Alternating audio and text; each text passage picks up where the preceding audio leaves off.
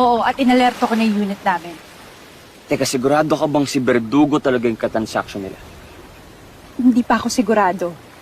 Pero ang malinaw, ngayon gagawin yung transaction around lunchtime. Hindi ka naman pala sigurado eh.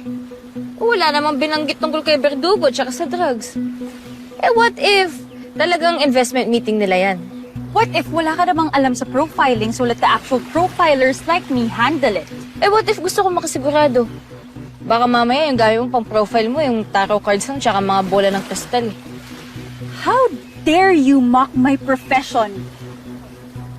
Andrew, ganito ba talaga kababa yung standards mo? Standards agad? Ikaw nga tong isang tanong lang, triggered ka kaagad eh. Are you saying that I'm insecure?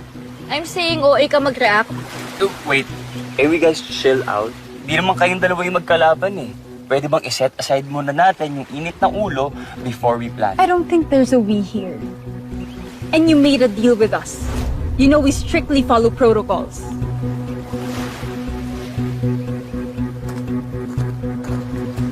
Isingin ko na protocols. O ano? Tinanong ko lang naman siya eh. Siya tong triggered eh.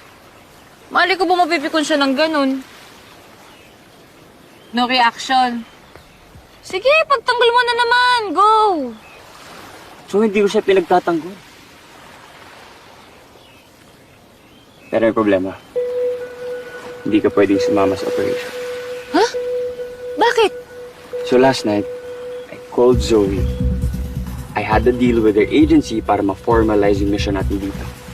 And magkaroon tayo ng access sa information. But since it's official and government sanctioned, bawal ang civilians. Eh, ikaw, paano ka? Wala ko, kasama ako. I'm covering the raid as media. Nakafile ako, documented. Ikaw, hindi. Joey, kung ipilit natin na sumama ka, they may charge you with obstruction of justice. Daya naman, Andrew. Alam mo, gano'n ko kagusto to. Kasi gusto ko makasiguro na mahuhuli talaga si Verdugo. Tapos hindi ako pwede sumama? Joey, alam ko. I promise you, I'll do whatever it takes to make it happen. Okay? Hindi kita bibigoy. Astro. Nakakita ko na po yung mga naghahanap sa inyo. Send me their photos. Yes, boss.